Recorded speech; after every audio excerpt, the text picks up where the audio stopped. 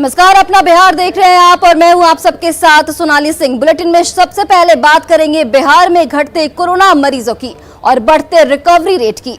बिहार में मंगलवार को मिले 6,286 नए मरीज, 11,174 कोरोना के मरीज मंगलवार को स्वस्थ हुए, जो एक राहत भरी खबर है। मंगलवार को कोरोना से 111 लोगों की मौत हुई है। वहीं पटना की बात करें तो पटना में मिले सबसे ज्यादा 952 नए मरीज। बिहार में एक्टिव मरीजों की संख्या हुई 64,698। सोमवार के मुकाबले बढ़े 366 नए मरीज। तो बिहार में कोरोना के ग्राफ में लगातार गिरावट देखी जा रही है और पटना में सबसे ज्यादा मरीज 992 मरीज पटना में कोरोना संक्रमित मिले हैं। वहीं कोरोना से 24 घंटे के भीतर 111 लोगों की मौत हो चुकी है और बिहार में एक्टिव मरीजों की संख्या 64,698 है। सोमवार के मुकाबले 366 मरीज बढ़े हैं।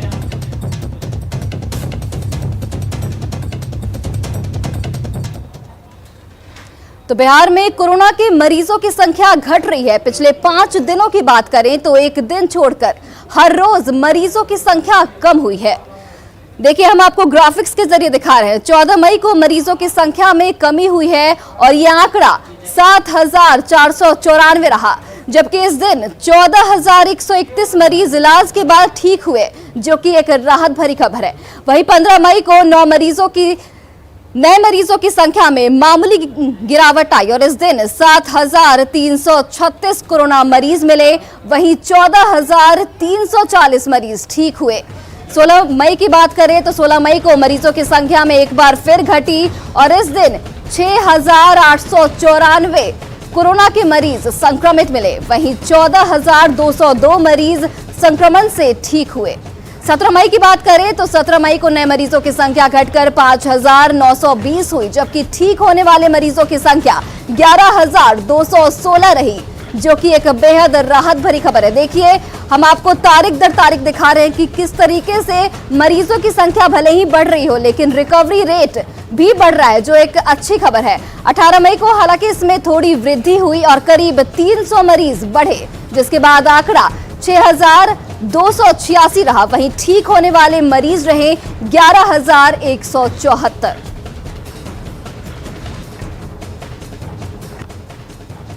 घटते मरीजों के बीच अच्छी बात यह भी है कि रिकवरी रेट घट रहा है। अगर 5 दिनों की बात करें तो 14 मई को बिहार में रिकवरी रेट 85.63% रहा। वहीं 15 मई को यह आंकड़ा और बढ़कर 86.63% तक पहुंच गया, जबकि 16 मई की बात करें तो 16 मई को यह आंकड़ा और बढ़कर 87.89% तक पहुंच गया है। वहीं 17 मई को यह आंकड़ा और बढ़ा और ये रेट 88.81% तक पहुंच गए, जबकि 18 मई की बात करें तो 18 मई को यह आंकड़ा और बढ़ा और रिकवरी रेट 79.75% तक पहुंच गया है।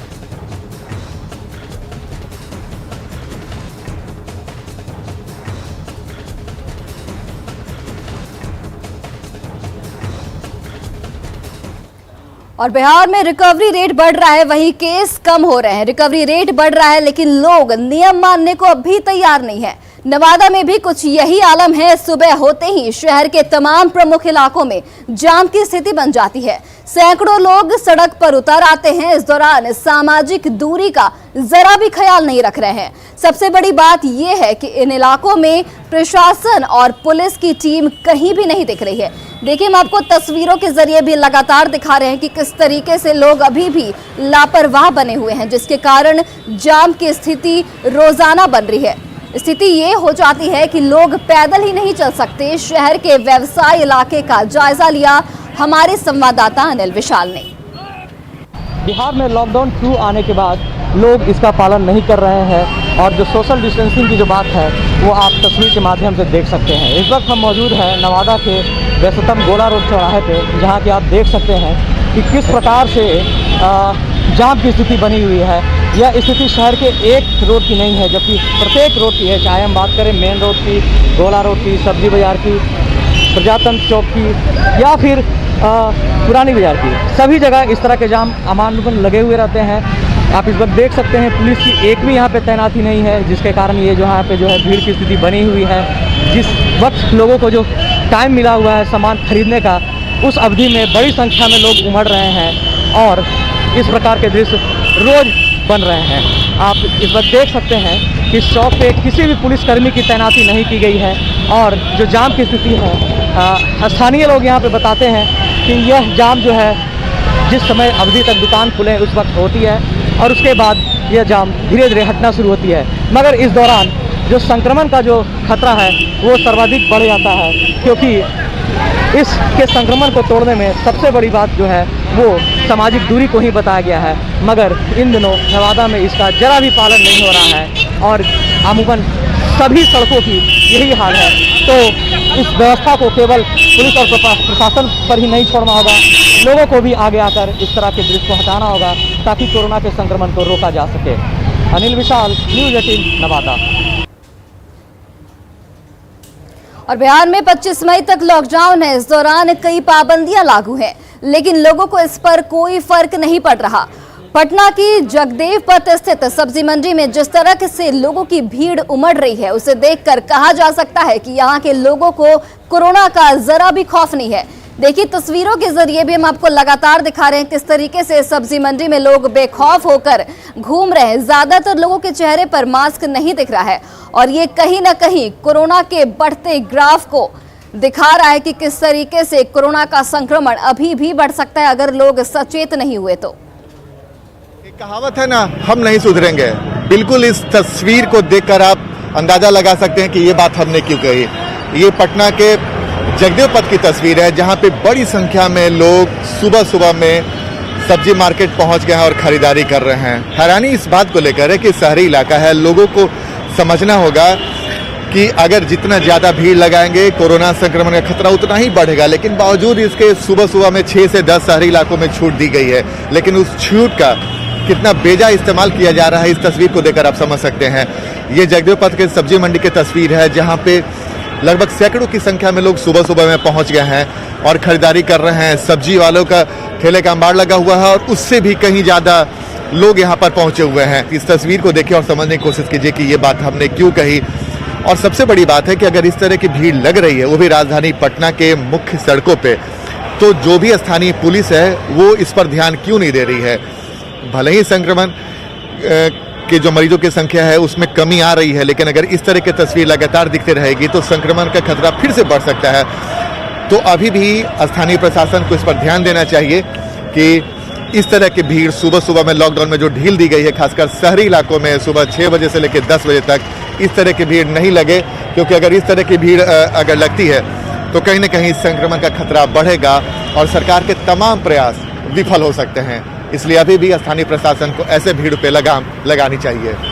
कैमरामैन सुबोध के साथ आनंद अमृतराज, न्यूज़ 18 नेटवर्क, पटना। और नालंदा के कोसुक गांव में महादलित परिवार कोरोना संक्रमण से बेखौफ है। यहां पर लोग बिना किसी डर के रोज एक साथ मछली मारते हैं, उसी से जीवन यापन करते हैं। बिहार शरीफ अनुमंडल में ये गांव है। यहां के लोगों की माने तो इस इलाके में कोरोना नहीं है। पंचानी नदी के तट से देखिए संवाददाता अभिषेक कुमार की रिपोर्ट। अभी हम मौजूद हैं बिहार शरीफ के कोसुक गांव में, जहां आप देख सकते हैं कि वही महादलित टोला है जहां आज भी लोग कोरोना संक्रमण से दूर हैं।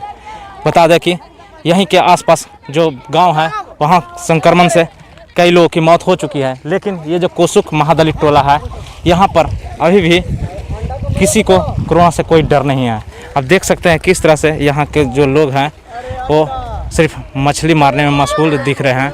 आप यहाँ पर प्रतिदिन इसी तरह से आप देख सकते हैं कि इसी तरह से यहाँ पर लोग मछली मारते नज़र आएंगे। और यहाँ पर जो भी है यहाँ के जो स्थानीय लोग हैं इस गांव में लोग मछली मार के ये अपना जीविकोपार्जन करते हैं, खाते पीते हैं। इन लोगों का साफ कहना है कि यहाँ पर मतलब कि कोरोना से हम लोग को किसी प्रकार का कोई डर नहीं है। हमारे तो यहाँ 300 के आबादी है, 300, और डेली यहाँ मछली मार के खाते हैं लोग और उसी से दाल रोटी चलता है। कोरोना यहाँ है नहीं, बिल्कुल नहीं। कोई नहीं, पहले भी जैसे थे वैसे आज भी है। हाँ, कोरोना के से हम लोग को कोई डर नहीं। मछली मार के रोजगार करते हैं, खाते कमाते हैं, अभी कोई पैसा का इनकम नहीं है। अच्छा, यहाँ कोरोना का था, कोरोना यहाँ हम लोग का है नहीं। नांदा से न्यूज 18 के लिए अभिषेक कुमार। कोरोना से सब परेशान हैं, लेकिन मुजफ्फरपुर के परिवार को कोरोना के कारण ही खुशियां मिली हैं। जिले में कोरोना ने एक मां को 14 साल बाद उसके बेटे से मिलवा दिया। कोरोना काल में ऐसा चमत्कार हुआ कि सौभागी मां की झोली खुशियों से भर गई। कभी जी भर कर निहारती है तो कभी बिछड़े बेटे को प्यार से गले लगाती हैं। कोरोना ने ना जाने कितनों से क्या क्या छीन लिया, लेकिन भागलपुर की असगरी बेगम की झोली खुशियों से भर दी। 14 साल के वनवास के बाद उनका होनहार लाल राजू कोरोना काल में ही उनके पास लौट आया। इतने लंबे समय बाद अपनी आंखों के सामने अपने लखते जिगर को देखकर भला क्यों ना ये माँ खुशी के मारे बाग बाग हो जाए। हमरा नहीं छल बेटा अनला कि चले हमें अपन इलाज करे जे छी एक्सरे वह अनला बनत हमरा नहीं कोई कहता। 14 साल पहले गांव के कुछ लोगों के साथ नन्हा राजू भटक कर हरियाणा के करनाल पहुंच गया था। वहां एक किसान के घर पर रहा, वहीं खेती की पला बढ़ा तो घर परिवार और माँ की याद भी हमेशा सताती रही। लेकिन पता ठिकाना याद नहीं था, इसलिए घर लौटना मुश्किल हो रहा था। इसी बीच उसकी मुलाकात मुजफ्फरपुर के सहदेव सहनी से हुई। फिर जोर शोर से सोशल मीडिया के जरिए परिजनों की तलाश तेज की गई और आखिरकार 14 साल बाद राजू अपनी मां के पास लौट सका। सहदेव उन्होंने कहा मैं घर का पता लगाऊंगा, तुझे घर ले जाऊँ छोड़ के आऊँगा, और तेरे मम्मी पापा को पता लगा तो मैं बुला लूँगा यहीं पे, तुझे लेते जाएगा। और मेरे भाई को पता लगा और भाई यहाँ पे ले गए। यहाँ आने के बाद उसका आधार कार्ड मिल गया, उसके मम्मी पापा के राशन कार्ड में उसका नाम है, उसका बहन का नाम अरबीना बोला है, अरबीना खातून है वो भी है, भाई का नाम सही है, मतारी का नाम भी सही है। उसको मतारी के देखते हुए करने लगा है। हम लोग का सब कुछ जच गया है, आधार कार्ड मिला है, राशन कार्ड मिला है, सारा कुछ मिल गया।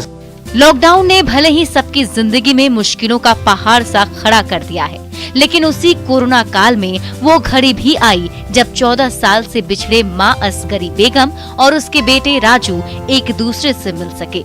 यही है कोरोना का return gift. Sudhir Kumar, news 18 Muzaffarpur. और आइए अब आपको दिखाते हैं बेगूसराय की एक ऐसी तस्वीर जो 24 घंटे के अंदर बदल गई। 24 घंटे पहले जो सामुदायिक किचन रेस्टोरेंट की तरह दिख रहा था, उसकी स्थिति 24 घंटे में ही ढाबे जैसी हो गई है। दरअसल जिले में 17 मई को सीएम के वर्चुअल मीटिंग के दौरान लॉकडाउन में गरीब बेसहारों के लिए बनाए गए सामुदायिक किचन को रेस्टोरेंट की तरह सजाया गया था, जहां सीएम ने सामुदायिक किचन को देखकर खूब तारीफ की थी। लेकिन अब न सिर्फ सारी सजावट गायब हो गई है, बल्कि रेस्टोरेंट जैसा दिखने वाला सामुदायिक किचन ढाबा में तब्दील हो गया है। यहां न सिर्फ लोगों की भीड़ उमड़ रही है, बल्कि सोशल डिस्टेंसिंग को भी ताक पर रख दिया गया है। कुछ घंटे पहले यहां लोग टेबल कुर्सी पर खा रहे थे, वहीं लोग दरी पर बैठकर भी खाते दिखे। दोनों तस्वीरों को देखकर तो यही कहा जा सकता है कि हाथी के दांत दिखाने के लिए अलग, खाने के लिए अलग।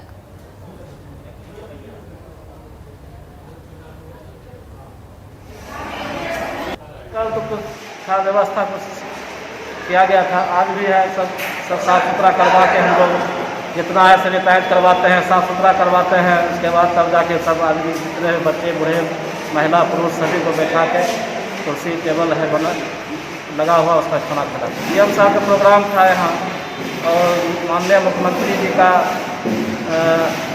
कॉन्फ्रेंस था, उसमें इस तरह का व्यवस्था किया गया।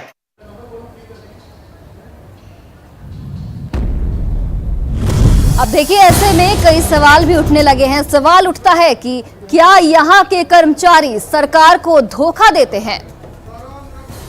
क्या कोरोना के नाम पर फर्जीवाड़ा किया जा रहा है? ऐसे लोगों पर कब तक होगी कड़ी कार्रवाई?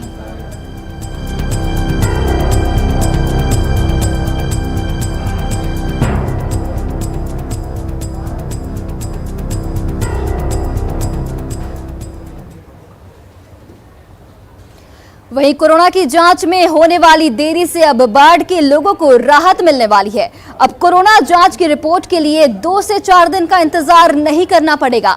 अनुमंडलीय अस्पताल में RT-PCR मशीन लगाया गया है। इस मशीन के लगने से लोगों को बहुत फायदा मिलेगा।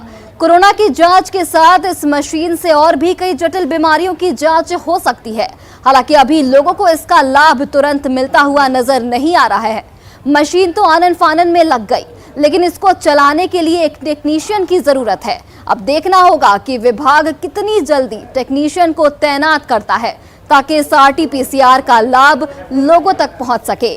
बाढ़ अनुमंडल अस्पताल से इसका जायजा लिया हमारे संवाददाता अनिरुद्ध ने।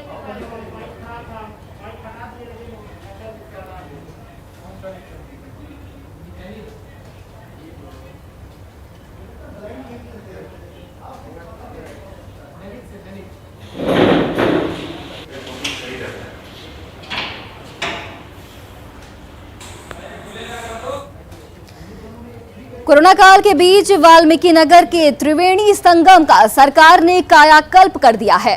मुख्यमंत्री नीतीश कुमार के निरीक्षण के दौरान मिले निर्देश के बाद जल संसाधन विभाग की ओर से त्रिवेणी संगम और आसपास के इलाकों को विकसित कर सजाने की कवायद अंतिम चरण में है। संगम तक पहुंचने के लिए सुविधाजनक घाट के साथ संगम पर प्राकृतिक सुंदरता के बीच सैलानियों को कुछ समय बिताने की भी व्यवस्था की गई है। त्रिवेणी संगम का जायजा लिया न्यूज़ 18 संवाददाता मुन्ना राज ने। भारत नेपाल सीमा पर स्थित त्रिवेणी संगम की तस्वीर बदली सी है। ये त्रिवेणी संगम है जहां 3 नदियां आकर संगम बनाती है और वाल्मीकि नगर दौरा के दौरान मुख्यमंत्री की नज़र क्या पड़ी, अब इस त्रिवेणी संगम का दृश्य ही बदलने गया है। आप देख सकते हैं ये त्रिवेणी संगम है और सामने जल संसाधन विभाग ने इसे आकर्षक तरीके से सजाया है। इस व्यापक तरीके से इस घाट को बनाया जा रहा है और त्रिवेणी संगम तक आसानी से लोग पहुंच सके तो तमाम सीढ़ियां बनाया गया है जो त्रिवेणी संगम तक आपको लेकर जाएगा। कल तक इस संगम पर पहुंचने के लिए लोग नेपाल जाने की मजबूरी होती थी, लोग नेपाल जाकर इस संगम तक पहुंचते थे, लेकिन मुख्यमंत्री के निर्देश के बाद इस वाल्मीकि संगम की तस्वीर बदल गई है। सामने आप देख सकते हैं ये गंडक नदी है जो आगे बढ़कर गंडक बराज से होते हुए तमाम जिलों तक पहुंचती हैं, लेकिन कल तक की बदहाली की तस्वीर अब बिल्कुल बदल सी गई है और त्रिवेणी संगम बड़े पैमाने पर श्रद्धालु पहुंचेंगे और यहाँ डुबकी लगाएंगे और यहाँ के आकर्षक छटाओं के साथ प्रकृति का दीदार कर सकेंगे। मुन्ना राज, न्यूज़ 18, त्रिवेणी संगम, वाल्मीकि नगर। बेगूसराय के नगर विधायक कुंदन सिंह ने बुडको के कर्मचारियों को जमकर डांट लगाई है। दरअसल विधायक शहर के तेलिया पोखर के पास चल रहे नल जल योजना, नमामि गंगे और सीवरेज के कामों का निरीक्षण करने निकले थे, लेकिन काम की धीमी रफ्तार को देखकर वो भड़क गए और बुडको कर्मियों को डांटने लगे। उन्होंने कर्मचारियों को कहा, इसे बाप की जागीर समझने की कोशिश बिल्कुल न करें। बता दें कि शहर में बुडको की ओर से कई जगहों पर गड्ढा खोदा गया है जो काफी दिनों से ऐसे ही छोड़ दिया गया है। उन्होंने निर्माण कार्य को अविलंब पूरा करने के निर्देश भी दिए। ये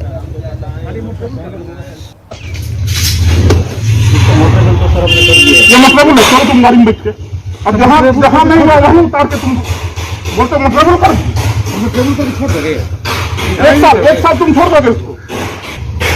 जिम्मेदारी समझ लिया, पिताजी का जिम्मेदारी है पूरा बेगूसराय तुम लोग का। ढलाई करेगा ना जी, साल भर के बाद ढलाई करेंगे और रोड में आपको ले चलते, आपको शर्म आएगा मैंने यहाँ लूटने के लिए आए, शर्म लाल धो दिए। क्या खोज रहे हो? यही ना क्या चौक पर खींच के मारना शुरू करें हम? 1 साल से छोड़े हुए किसी कोई पूछने वाला नहीं, कोई देखने वाला नहीं। एकदम हम बर्दाश्त नहीं करेंगे। बरसात के पहले जिसके पास जाना होगा चले जाना। हमको उस रूप में मत देखने का प्रयास करो जिस रूप में हम आना नहीं चाहते। मुजफ्फरपुर में एक गार्ड की बहादुरी से सेंट्रल बैंक का कैश वैन लूटने से बच गया। सिटी एसपी के मुताबिक जल्द ही आरोपियों की गिरफ्तारी होगी।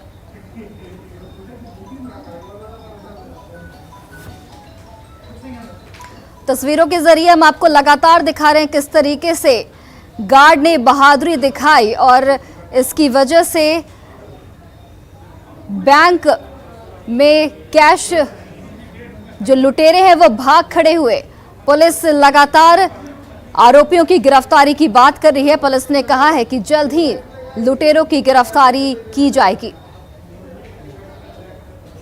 बैंक से करेंसी लेकर के लेके जाना था। इसी क्रम में दो अपराधकर्मी स्प्लेंडर मोटरसाइकिल से आए और गार्ड पे फायर किए, जिससे कि एक गोली गार्ड को लगी। उन लोगों के द्वारा 2-3 फायर किया गया। इधर से इन लोगों के द्वारा, गार्ड के द्वारा भी 2 गार्ड थे, फायर किया गया। संभवतः 12 बोर की गोली थी और ये लोग बता रहे हैं कि उस अपराधकर्मी में से दोनों में से एक को गोली भी लगा है। पुलिस सारे बिंदुओं पर जानकारी प्राप्त कर रही है और अनुसंधान कर रही है।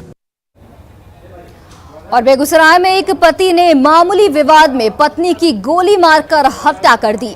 मटिहानी के रामदेरी वार्ड नंबर 2 की यह घटना है। पुलिस ने इस मामले में 4 लोगों को हिरासत में ले लिया है। आरोपी शंकर सिंह ने अपनी सास से 1 लाख रुपए कर्ज लिया था, लेकिन ससुर के गुजर जाने के बाद सास ने पैसा मांगा तो शंकर सिंह देने से मुकर गया।